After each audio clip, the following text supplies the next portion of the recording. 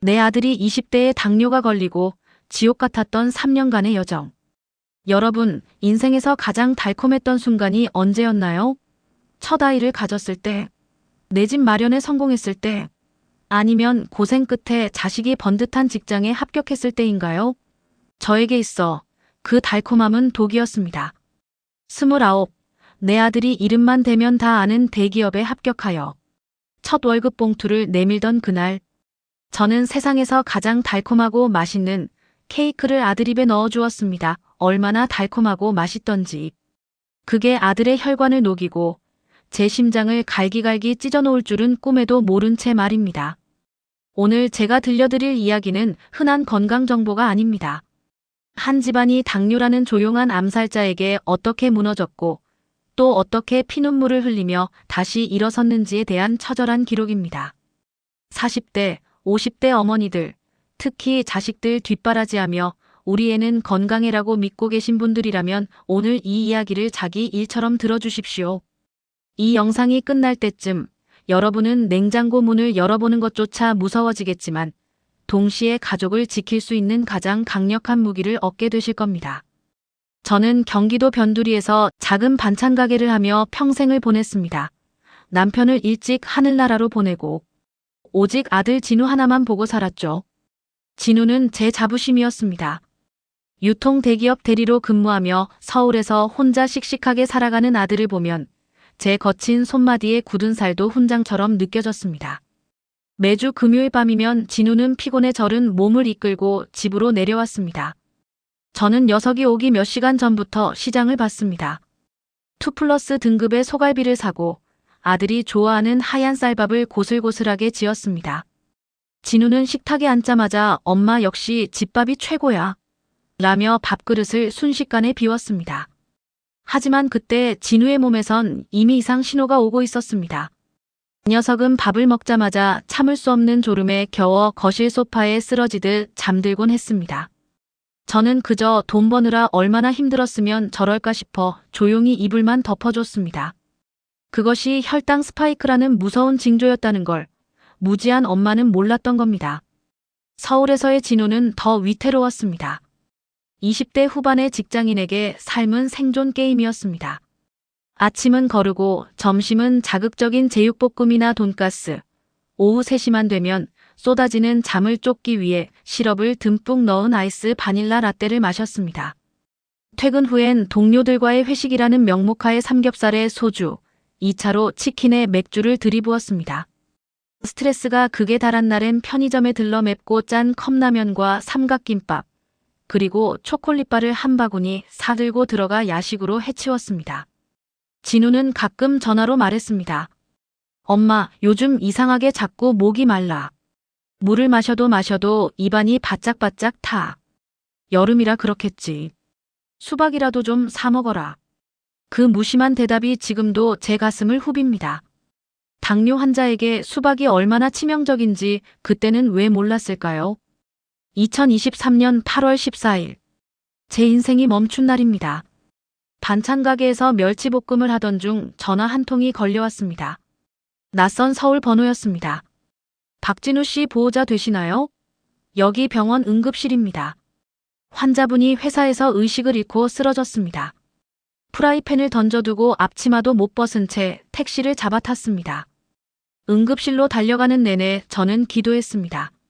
하느님, 제 목숨을 가져가셔도 좋으니 우리 진우만 살려주세요. 하지만 병실에서 마주한 진우의 모습은 처참했습니다.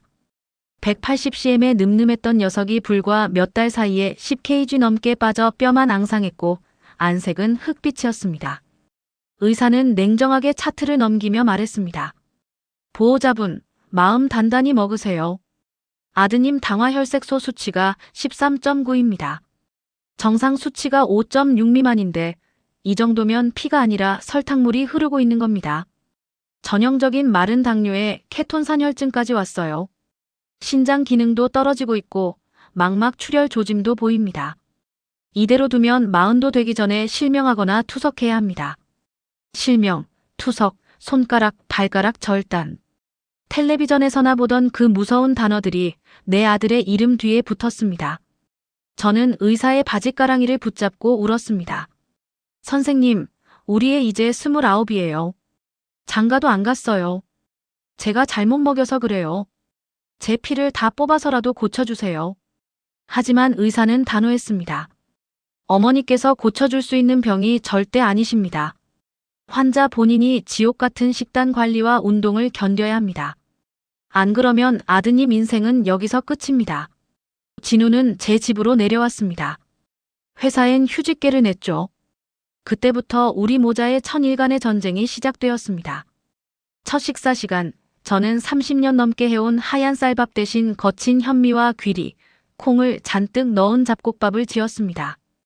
밥을 퍼담는데 손이 떨리더군요. 진우는 식탁 앞에 앉아 숟가락을 들지도 못하고 멍하니 밥그릇만 쳐다봤습니다. 엄마, 나 이거 꼭 먹어야 해. 모래알 씹는 것 같아. 진우야, 이거 먹어야 내가 살아. 엄마가 고기 대신 두부랑 브로콜리 맛있게 무쳤어. 한 입만 먹어보자. 진우는 억지로 밥을 한술 떠넣더니 이내 뱉어버렸습니다. 평생 자극적인 맛에 길들여진 혀가 건강한 음식을 거부한 겁니다.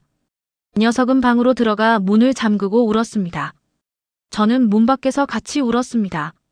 미안하다, 진우야. 엄마가 진작에 챙겼어야 했는데. 더 고통스러운 건 혈당 체크였습니다.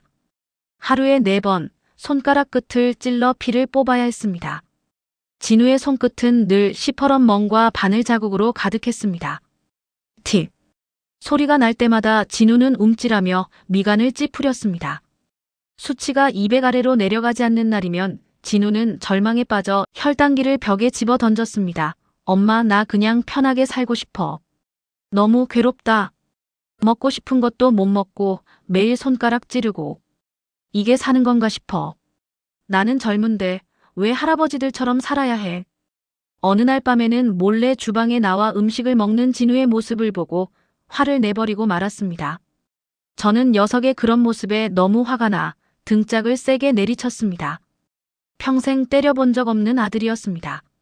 이놈아, 내가 벌써 이러면 엄마는 어쩌라고 마음 독하게 먹고 건강해질 생각을 해야지. 우리는 주방 바닥에 주저앉아 서로를 껴안고 밤새도록 울었습니다. 병마보다 무서운 건 주변의 시선이었습니다. 진우가 당뇨라는 소문이 나자 결혼을 전제로 만나던 여자친구의 집안에서 연락이 왔습니다.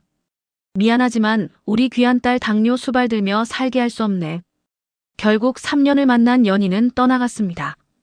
친구들도 마찬가지였습니다. 야, 박진우. 한 잔은 괜찮아. 당뇨약 먹으면 다 해결돼. 유난 떨지 마라. 술자리 유혹을 뿌리치고 집으로 돌아온 날, 진우는 휴대폰에 저장된 친구들의 번호를 하나둘씩 지웠습니다. 엄마, 이제 내 옆엔 엄마랑 이 혈당기밖에 없네. 외로움은 녀석을 더 갉아먹었습니다. 하지만 저는 녀석의 손을 놓지 않았습니다. 저는 반찬 가게를 정리했습니다. 아들의 식단을 24시간 감시하기 위해서였죠. 저는 매일 밤 도서관에 가서 당뇨 관련 서적을 수십 권 탐독했습니다. 어떤 채소가 혈당을 덜 올리는지, 단백질과 식이섬유의 비율을 어떻게 맞춰야 하는지 공부했습니다. 저는 아들의 전담 간호사가 되기로 결심했습니다. 좌절의 구렁텅이에서 헤매던 어느 날, 진우는 동네 공원에서 한 노인을 만났습니다. 칠순이 넘은 나이에도 탄탄한 몸매를 가지신 할아버지셨습니다. 그분은 진우의 손끝에 남은 바늘 자국을 보더니 조용히 다가와 말을 건넸습니다. 청년 억울하지? 하늘이 원망스럽지? 진우는 고개를 숙였습니다. 나도 36에 자네처럼 쓰러졌어. 그때 나도 자네처럼 세상을 원망했지. 근데 말이야, 당뇨는 병이 아니라 몸이 보내는 마지막 기회야. 너 지금까지 너무 막 살았으니까 이제부터라도 나를 좀 아껴달라고 몸이 비명을 지르는 거라고. 그 노인은 자신의 혈당 일지를 보여주었습니다. 30년 동안 하루도 빠짐없이 기록된 숫자들. 당뇨랑 싸우지 마. 당뇨를 내 몸의 계기판으로 생각해. 숫자가 높으면 어제 내가 좀 무리했구나 하고 반성하고 낮으면 고맙다 내 몸아 하고 칭찬해주는 거야. 그날 이후 진우의 눈빛이 바뀌었습니다. 녀석은 더 이상 혈당기를 던지지 않았습니다. 숫자가 높게 나오면 조용히 운동화를 신고 나가 땀이 비오듯 올 때까지 걸었습니다. 진우는 수행자의 삶을 시작했습니다. 새벽 5시. 알람이 울리기도 전에 녀석은 일어났습니다. 공복 혈당을 체크하고 따뜻한 물 한 잔을 마신 뒤 산으로 향했습니다. 무릎이 아프다고 하면 저는 녀석의 다리를 주물러주며 같이 걸었습니다. 식단은 더 엄격해졌습니다. 먼저 채소 샐러드를 한 대접 먹고 그 다음 고기나 생선을 먹고 마지막에 잡곡밥 3숟가락을 먹는 식사법. 처음엔 고역이었지만 1년이 지나자 진우는 엄마 배추 잎사귀에서 단맛이 나라고 말하며 웃었습니다. 미각이 살아난 겁니다. 저는 진우를 위해 혈당 안 오르는 특제 간식을 개발했습니다. 밀가루 대신 아몬드 가루로 빵을 굽고 설탕 대신 알룰로스를 써서 잼을 만들었습니다. 녀석이 먹고 싶다는 건 무엇이든 당뇨용으로 변형해 만들어냈습니다. 제 손은 밀가루 대신 채소물이 들어 늘 초록색이었지만 행복했습니다. 그렇게 2년이 지났을 때 진우의 몸엔 기적 같은 변화가 생겼습니다. 95kg에 비대했던 몸은 75kg의 탄탄한 근육질로 변했고 늘 충혈되어 있던 눈은 어린아이처럼 맑아졌습니다. 무엇보다 만성 피로와 우울증이 사라졌습니다. 드디어 약속한 3년이 되는 검진날. 진우와 저는 손을 꼭 잡고 병원 진료실 앞에 앉았습니다. 제 심장 소리가 복도까지 들리는 것 같았습니다. 박진우 씨, 들어오세요. 의사 선생님은 한참 동안 차트를 쳐다보았습니다. 그리고 고개를 들어 진우를 보며 활짝 웃으셨습니다. 박진우 씨, 축하합니다. 당화혈색소 5.2입니다. 3년 전 13.9였던 분이 이렇게 완벽한 수치를 만들어 오다니. 의학적으로 이건 관의 상태입니다. 이제 인슐린 주사는 물론이고 당뇨약도 줄이셔도 됩니다.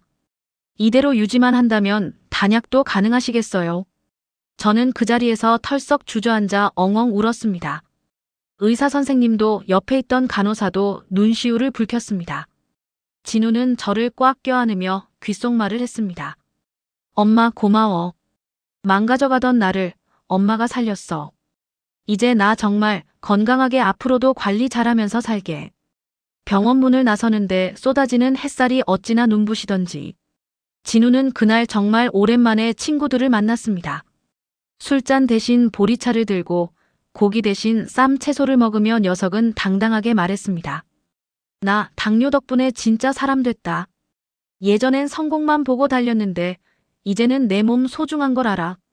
나 100살까지 건강하게 살 거다. 지금 진우는 다시 회사로 복귀했습니다. 하지만 예전의 박대리가 아닙니다. 도시락을 싸들고 출근하고 점심시간엔 동료들과 커피 대신 산책을 즐기는 건강 전도사가 되었습니다. 회사에서도 박대리 보면 나도 건강해지는 것 같다며 칭찬이 자자합니다. 저는 다시 반찬 가게 문을 열었습니다. 하지만 이제는 예전처럼 자극적인 반찬은 팔지 않습니다. 설탕 대신 과일을 갈아 넣고 조미료 대신 천연 육수를 쓴 당뇨 환우를 위한 건강식을 팝니다. 저처럼 자식 때문에 가슴 졸이는 엄마들이 전국에서 찾아옵니다. 저는 그분들의 손을 잡고 말해줍니다. 엄마가 포기 안 하면 자식은 반드시 일어납니다. 당뇨는 벌이 아니라 더 오래 행복하라고 하늘이 준 선물이에요. 어머니들, 오늘 제 이야기 끝까지 들어주셔서 감사합니다. 혹시 지금 이 순간에도 아픈 자식 곁에서 밤잠 설치며 울고 계신가요? 왜 하필 우리 집일까 원망하고 계신가요? 절대로 포기하지 마십시오.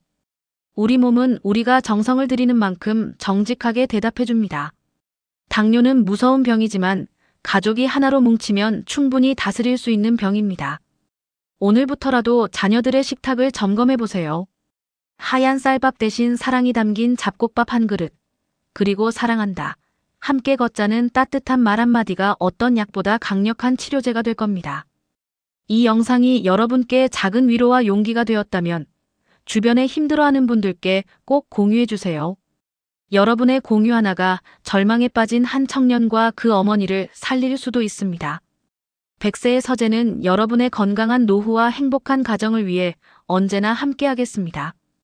오늘 이야기가 마음에 드셨다면 구독과 좋아요로 따뜻한 마음을 나눠주세요. 여러분, 2026년 병오년 모두 건강하시고 행복하세요. 감사합니다.